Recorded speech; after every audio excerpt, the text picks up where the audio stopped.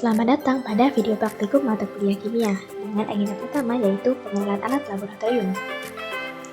Alat yang pertama yaitu gelas kimia atau beker gelas, berfungsi untuk menampung cairan atau larutan, juga untuk memanaskan larutan. Gelas kimia ini tersedia dalam berbagai ukuran. Selanjutnya ada labu Erlenmeyer, berfungsi untuk mengaduk cairan dengan pengocokan maupun melakukan filtrasi. Labu Erlenmeyer ini juga tersedia dalam berbagai ukuran. Kemudian ada gelas ukur. Fungsinya untuk mengukur volume cairan yang terdapat di dalamnya. Sama seperti alat sebelumnya, gelas ukur juga tersedia dalam berbagai ukuran. Selanjutnya ada labu ukur. Fungsinya untuk menempatkan volume cairan dalam pembuatan larutan. Kemudian ada pipet tetes, berfungsi untuk memindahkan cairan di mana volumenya tidak diukur. Cara menggunakannya, tekan karet pipet, kemudian lepaskan. Selanjutnya ada pipet volume, pipet ukur, dan bolu.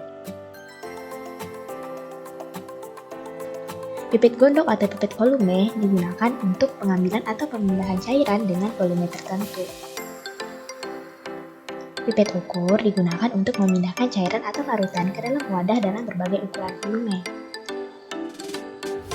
Sedangkan bolut digunakan untuk menyedot larutan. Terdapat tombol aspirate, suction, dan exhaust. Cara menggunakannya, keluarkan udara di dalam bolut dengan menekan tombol A. Kemudian sedot cairan dengan menekan tombol S.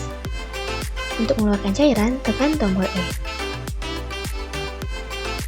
Kemudian ada burette dan statik, berfungsi untuk melakukan metode analisa titrasi.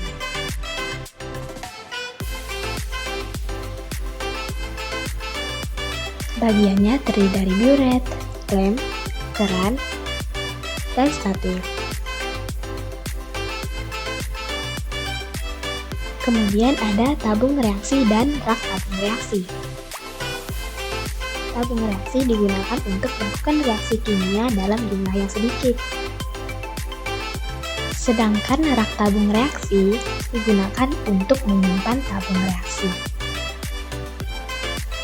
Kemudian ada corong untuk menyaring larutan secara gravitasi.